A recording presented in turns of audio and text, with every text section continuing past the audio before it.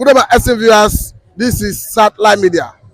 Mr. Chinedu Michael, as a renowned political affairs analyst, help us understand what the Fulani mean. I'm talking about Miyetti when they say they reject the agency that seek to regulate government ranches and livestock. They say rather they would prefer a Ministry of Livestock and Fisheries. It looks as if Fulani is asking for so much because some people have argued that Fulani should do their business just like any other nationality in Nigeria who do their business without waiting for government interference or intervention. What is your view? But some people have argued as well that the whole value chain in livestock, that the government needs to tap into it as a way of bringing it on board to improve on our economy. Politically, what is your view? Well, if you look at that, what is going on currently now, you discover that they have been offered so many options of understanding, trying to make sure that the excess movement, nomadic nature of the Fulanis moving from one location to another, all in the name of cow, should be stopped. And we have seen resistance coming from them now and then on that regard. Now the question is the issue of grazing reserve and the issue of grazing routes. These are two different things we have to look at. And now they are trying to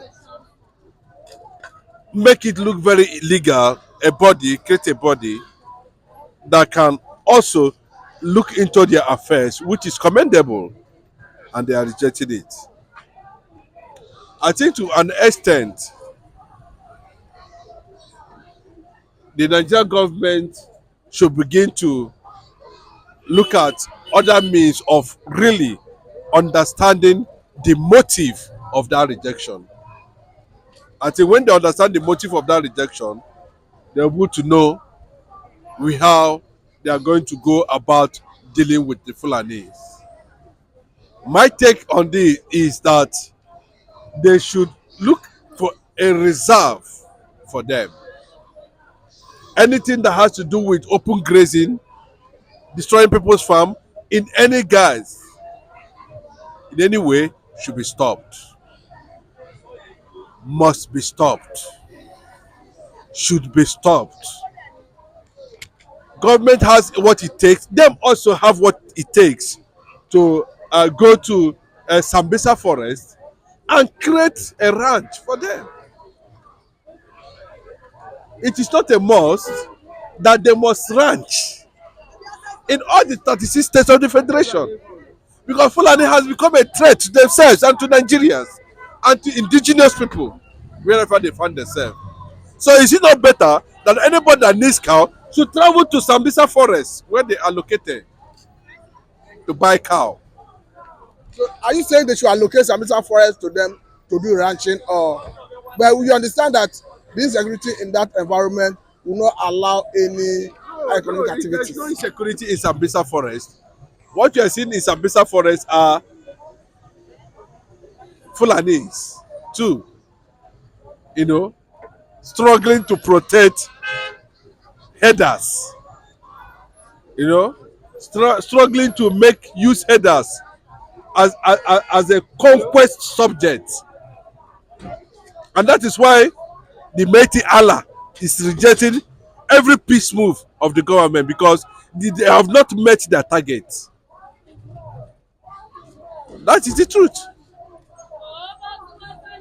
If such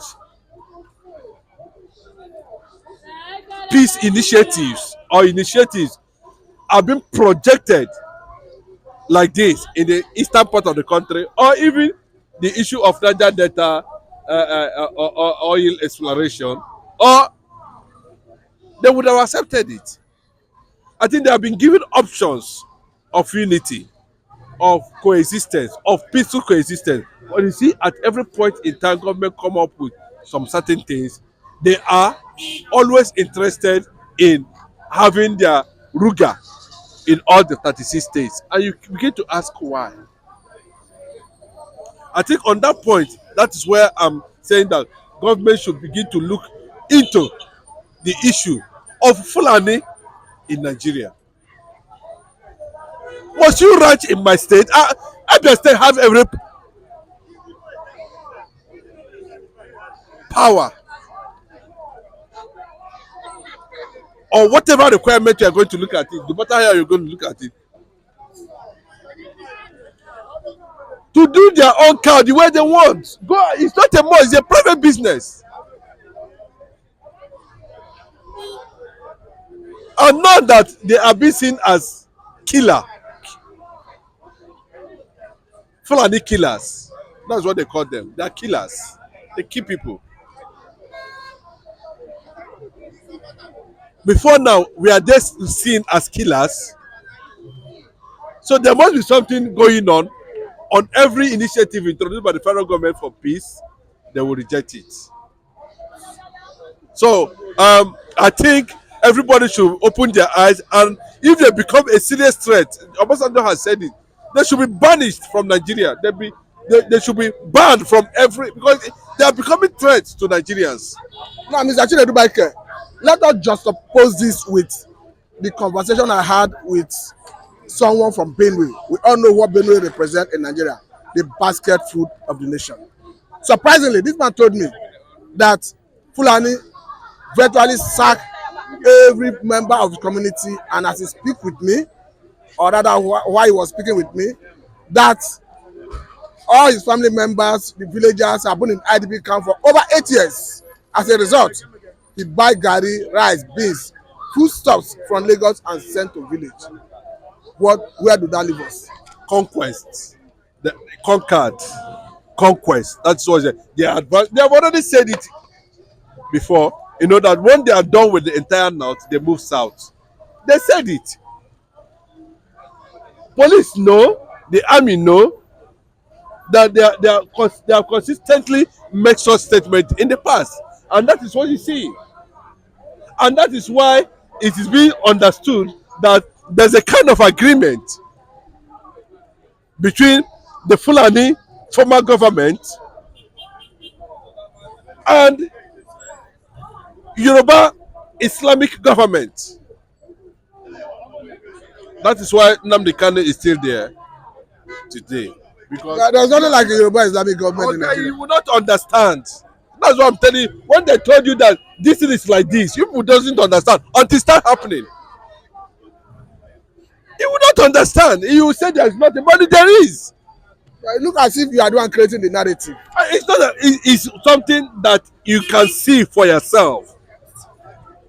50 lawmakers came out and said that Nnamdi Kanu did not do anything. Are you not seeing it? That if you are not having reservations, why is it that you release Igboho, you release Sowore, and you are holding Nnamdi Kanu? 50 lawmakers. What does that tell you? It tells you that Nnamdi Kanu was used as a political negotiation between the Buhari-led Fulani government and the Yoruba-led Islamic government, because they see Nnamdi Kanu as a barrier to their conquest agenda. That is the truth. I know you can't. There's nothing. That's why the lawmakers are angry. You are being biased about these people. Sympathy is coming. The whole world is condemning it. The Fulani are rejecting the other aspect of it, saying no, because Nnamdi Kanu is being seen as an obstacle, and anything that will bring in Nnamdi Kanu will definitely advance the Fulani agenda. And that's the way where the situation currently now in Nigeria, and that is why they are always rejected, because they have not met their target. If they have met their target, you will see them, and the consciousness is beginning to spread everywhere. There is advancement when Nigeria is trying to run a regional government. You are trying to bring cow to my own region, and I will not accept it. No, it's not going to work. The Yorubas can ranch cow if they like cow. The Igbos can ranch cow if they like cow.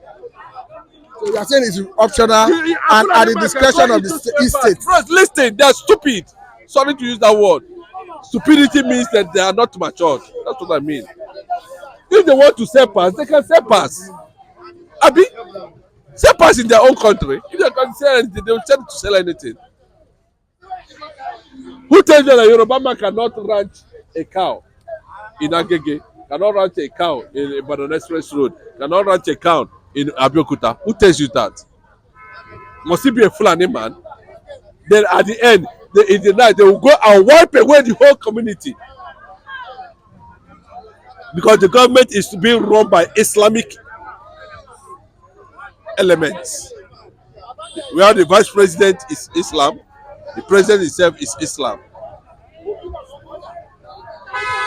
But we're not going to allow it to go that way. They contested on the basis of being Nigerians. I don't think it was on the basis that they because people want to look at it from that angle. Well, look at motive of that contention. Look at the motive behind it. That's what you look at. No, I mean, even during the electioneering campaign, Nigerians raised concern that Nigeria is a secular society, that it will not be fair for the country to be run by one faith. I agree with you, but I think they contested on the basis that they are Nigerians, not on the basis that they are from one particular religious group. The Biafrans who are Nigerians, they are not. Biafrans are not Nigerians. And when it is time for you people to share power, you share power between yourself and say, yeah, they are Nigerians. When you say you people, I don't understand what you mean. Including you people. When you are a Nigerian. Are you not a Nigerian? You belong to Nigeria. And when it is time for you people to share power, you will not remember that Igbos are Nigerians. But when it is time to cheat and take away what belongs to Igbos, you remember they are Nigerians. Honestly, I don't understand what you mean. You may not understand what I'm saying. What I'm saying in essence is this, that at this point where we find ourselves now, Bola Ahmed Tinubu must release Mosito. That is how they brought the propaganda, and I challenge them. Where did Nnamdi Kanu sign a particular negotiation with the federal government? Nobody can be able to bring that thing out today. But we have seen the Ejimako are going to the press and address a press conference in that regard. And you can see that what we are saying, that people like you rejected, is the truth. Okay. It's the truth. Now they can never ask for a negotiation. And we are telling you now that what is happening in Nigeria is beyond what is being written on the pages of newspaper. The motive behind it. This is Nigeria. Sorry, this is Satellite Media. Thank you very much, Mr. Chinedu Michael.